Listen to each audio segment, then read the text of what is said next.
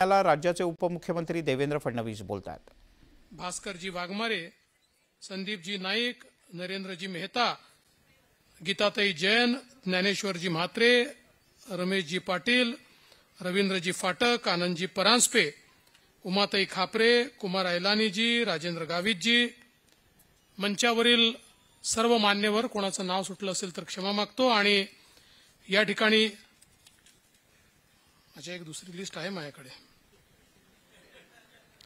आमदार महेशजी चौगुले, हेमंतजी म्हात्रे, जयप्रकाशजी ठाकूर, हेमंतजी पवार, अविनाशजी कोळी, हर्षलजी पाटील, संदीपजी लेले, मधुकरराव मोपे, मीनाक्षीताई शिंदे, नानाजी सूर्यवंशी, वंदनाताई घोतपगार, प्रमोदजी इंगळे, मनीषा कर्लाद, महेंद्र पाटील, समीक्षाताई मारकड, भरत राजपूत। आता जर कोणाचं नाव सुटलं असेल तर आता यादी तयार करणाऱ्याची चूक आहे, ती माझी आता चूक नाही आहे। आणि उपस्थित सर्व माझ्या कार्यकर्ता भगिनी आणि बंधूंनो, सर्वप्रथम मी आपल्या सर्वांचं मनपूर्वक अभिनंदन करतो की लोकसभेच्या निवडणुकीमध्ये ठाणे जिल्ह्यात आणि कोकण विभागात आपल्या महायुतीला तुमच्या सगळ्यांच्या आशीर्वादानं प्रचंड यश प्राप्त झालं। काही लोकांनी अशी गर्जना केली होती की आम्ही महायुतीला तडीपार करू, कोकणाने त्यांना कोकणातनं तडीपार केलं। आणि या ठिकाणी कोकणातल्या 6.5 जागांपैकी 6.5 म्हणजे मावळची जागा थोडी कोकणात येते म्हणून 5.5 जागा या महायुतीच्या निवडून आल्या। एक केवळ भिवंडीची जागा येऊ शकली नाही, ती काय येऊ शकली नाही हे आपल्या सगळ्यांना त्याची कल्पना आहे। भिवंडीत काय घडलंय, जे मुंबऱ्यात घडलं तेच भिवंडीत घडलं, पण ठीक आहे, ते देखील आपण सुधारू, काही अडचण नाही आहे।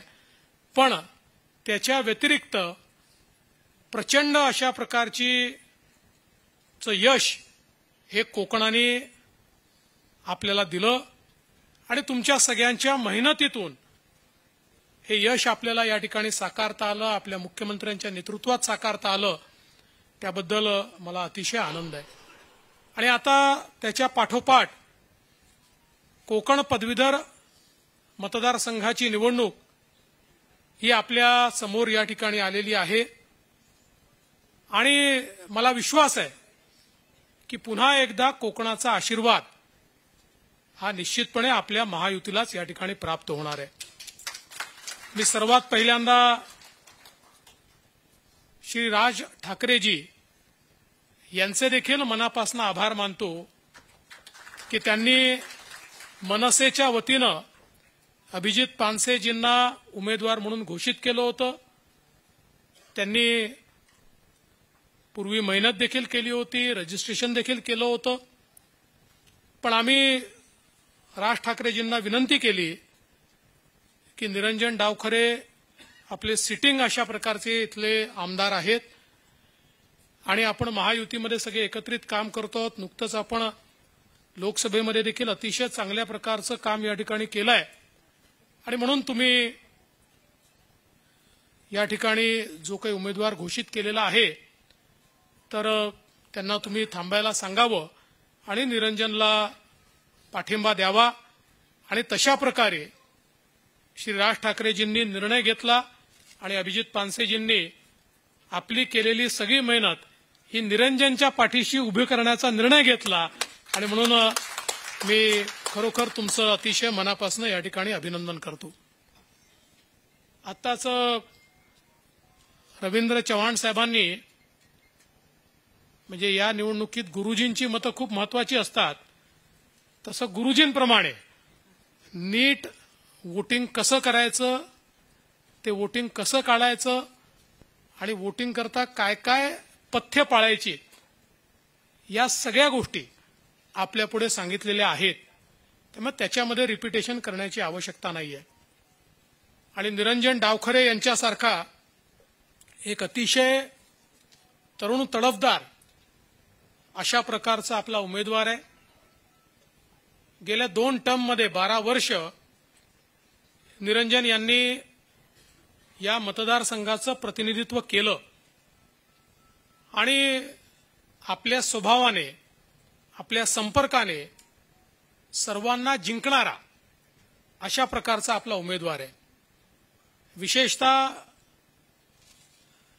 ज्या प्रकारे ते आपलं संपर्क सगळीकडे ठेवतात हे अत्यंत महत्त्वाचं आहे, कारण हा मतदारसंघ अत्यंत मोठा आहे। या ठिकाणी अख्खं कोकण त्याच्यामध्ये येतं। जवळपास मला वाटतं का 39 मतदारसंघ विधानसभेचे याच्यामध्ये येतात, त्यामुळे इतका मोठा सगळा पसार आहे। पण तरी देखील विधान परिषदेमध्ये पदवीधरांचे प्रश्न तर त्यांनी मांडलेच, पण जनसामान्यांचे जे प्रश्न होते ते प्रश्न देखील अत्यंत पोटतिडकीने त्यांनी मांडले आणि सभागृहातला परफॉर्मन्स देखील त्यांचा हा अतिशय चांगला राहिलेला आहे। विधान परिषदेतला एक अतिशय जागरूक आणि ऍक्टिव्ह आमदार म्हणून त्यांच्याकडे त्या ठिकाणी पाहिलं जातं। त्यांनी ग्रंथपालांच्या नोकरीचा विषय असेल त्याचा संघर्ष करून त्यांना कायम करण्याचं काम केलं। प्रयोगशाळा सहाय्यकांचा विषय त्यांनी सोडवला। डिजिटल शाळांचा उपक्रम तर 5ही जिल्ह्यांमध्ये अतिशय चांगल्या प्रकारे त्यांनी त्या ठिकाणी राबवला। नीट आणि जेईईच्या परीक्षांसाठी आमच्या तरुणांना मोफत मार्गदर्शनाचा ॲप हा निरंजन यांनी त्या ठिकाणी लोकांपर्यंत पोहोचवला। रोबोटिक कोडिंग, आर्टिफिशियल इंटेलिजन्स यांच्या सोलर ऑपरेटेड प्रयोगशाळा या आधुनिक तंत्रज्ञान आमच्या विद्यार्थ्यांपर्यंत पोहोचलं पाहिजे या दृष्टीनं त्या मंजूर करून घेतल्या आणि लवकरच त्या आता वेगवेगळ्या ठिकाणी कार्यरत होणार आहेत। एमपीएससीच्या विद्यार्थ्यांचे जे प्रश्न होते त्या प्रश्नावरही वेळोवेळी लोकाभिमुख भूमिका घेऊन माननीय मुख्यमंत्री साहेब असतील, आम्ही सगळे असू, आमच्यापर्यंत पोहोचून एमपीएससीच्या विद्यार्थ्यांचे प्रश्न देखील त्यांनी या ठिकाणी सोडवले आणि शिक्षक कर्मचारी असतील, शिक्षकेतर कर्मचारी असतील किंवा क्रीडा आणि आरोग्याचं क्षेत्र असेल, असं कुठलं क्षेत्र नाही। यासोबतच या बुलेटिनमध्ये इथेच थांबूया। थोड्याच वेळात माझी सहकारी सुवर्णा घेऊन येते बातम्यांचा खास आढावा।